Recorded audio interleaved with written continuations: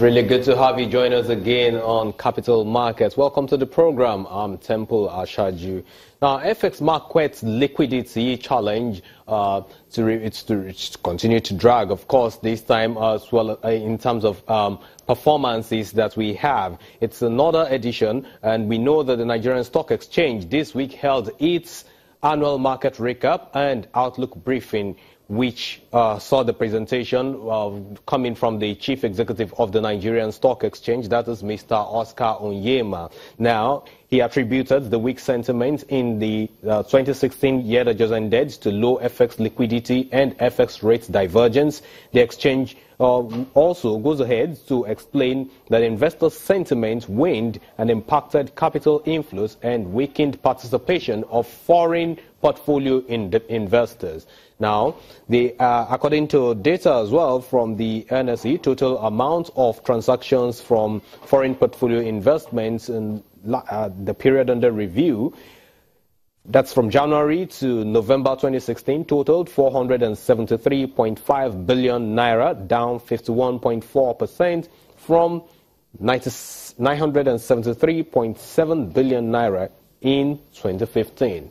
And this evening on the program, we will be joined by a guest who will give us his insight into the 2017 strategic plans of the NSE, which was also discussed at the briefing on Thursday. Meanwhile, December 2016 inflation, which came in on Friday, beat analysts' estimates of 18.4%, rising to 18.55%. The National Bureau of Statistics reports that the CPI spiked year-on-year by 7 basis points, and the food index rose 17.4% year-on-year, up by 0.2% from 17.2% recorded in November, with most food sub-indices under pressure. Now, forecasting declines in inflation this year, analysts expect energy prices and FX rates movement on imported items to remain a major driver in the new year, basically. But then we will be getting down into business now, and on the show much later, we will be joined by a guest who will discuss some of these issues with us on the program. However, let us get now into the business news, some market-related stories that we had in the news, and we will be kicking off with the SEC, a story from the SEC which has to do with crypto coins. Nigeria Securities and Exchange Commission advised the public to be aware of the risks involved in the rising profile of cryptocurrencies investment now making waves in the country. According to the Commission, the promoters of virtual currencies in Nigeria are yet to be certified, as Nigeria has no developed guidelines for such programs. The Securities Investment Regulator explains that losses arising from patronizing pyramid schemes such as Bitcoin, Swisscoin, and OneCoin attract no regulatory protection, adding that anyone that subscribes to the illegal activity does that at their own risks. These warnings come on the heels of the purported resumption of activities of an online Ponzi scheme tagged MMM. Now, the Ministry of Environment is working out the specifics for the flotation of Nigeria's first sovereign green bond. This was confirmed on Thursday by the Minister of Environment, Mrs. Amina Mohammed, in a meeting with officials from the Ministry of Finance, the Nigerian Stock Exchange, the SEC, and of course, some venture capitalists. And let's take a listen to what Mrs. Amina has to say on the green bond. What we have not done is broken down what that green bond will actually capture.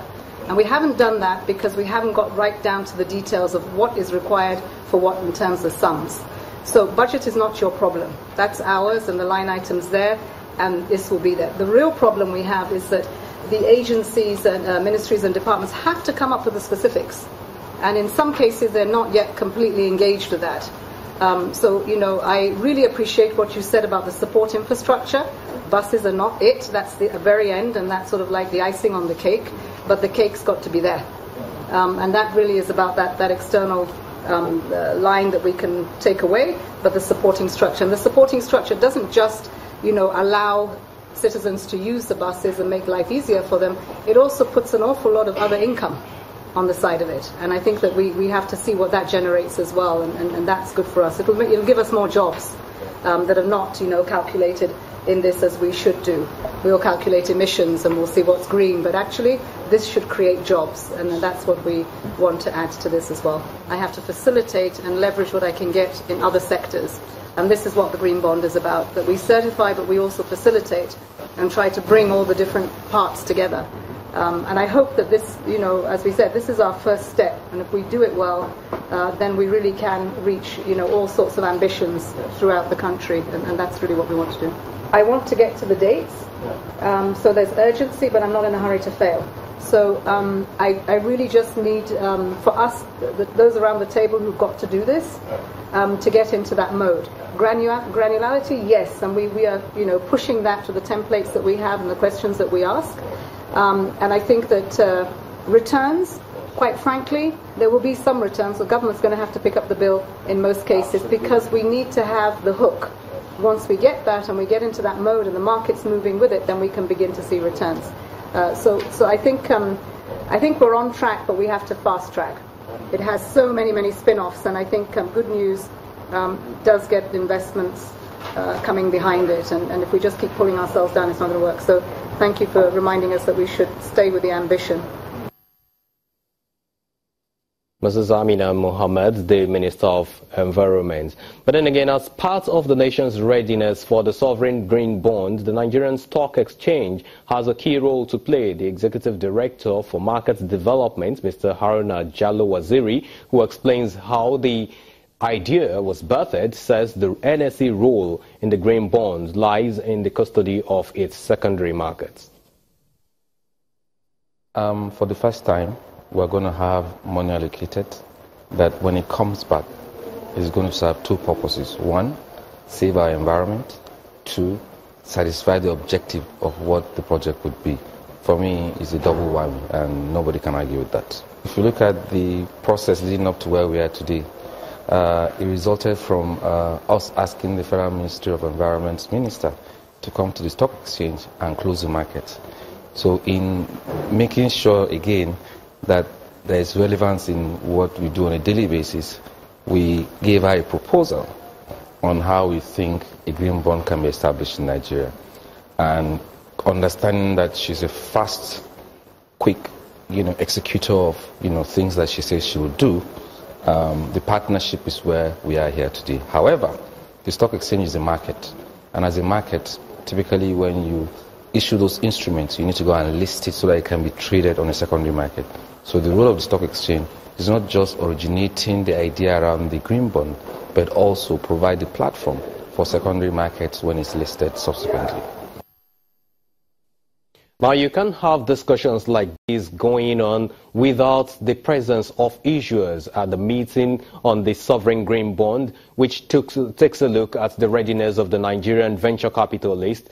Mr. Bolaji Balogun, who is also the chief executive of Chapel Hill Denham Advisory Bank, was also there, and he spoke on the basic benefits of this green bond for the Nigerian economy. Let's listen to him. Green bonds are really about two things. They're firstly about climate change commitments. They're secondly really about opening another vista of significant capital that allows Nigeria to finance low carbon infrastructure, whether physical infrastructure or alternatively infrastructure supporting social infrastructure that's of a green nature and can be certified genuinely to be green in terms of reducing emissions in our environment. We don't realize it, but there are actually already a significant amount of projects, either in development or even today in some state of development that already have fairly significant green features, but clearly we can do a lot more as well. The benefits of this, firstly, is that people begin to think about the issue much more than they've done. People begin to commit to the issue much more than they've done. It opens up a new vista of financing, not only for the government, but also for corporates. And it really begins to position, Nigeria as a country that's very serious about doing things in a transparent, progressive manner and committed also to the climate change principles that it's signed up to. And I think in an environment where we need a lot of good news, this would be extremely good news for the country as well as for our financial markets.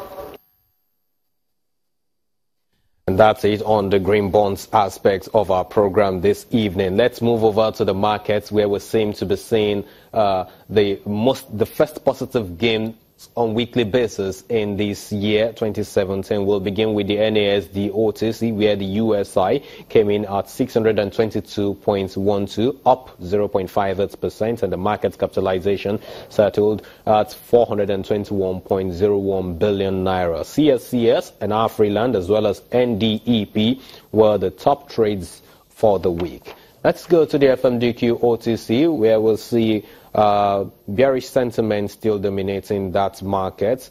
For yesterday, Friday, the bonds maturing on 18th of March 2036, 14th of March 2024, and 22nd of January 2026 attracted the numbers you can see on the screen. And total deals was 117, but total volume came in at 50.10 billion naira. For Treasury bills, it was a little bit mixed. And we have the 16th of February 2017, 23rd of February 2017, as well as 2nd of February 2017, having the deals that you see right next in column to those numbers. The total value of what came in on that side of the market was 198.19 billion naira, and total deals is put at 658.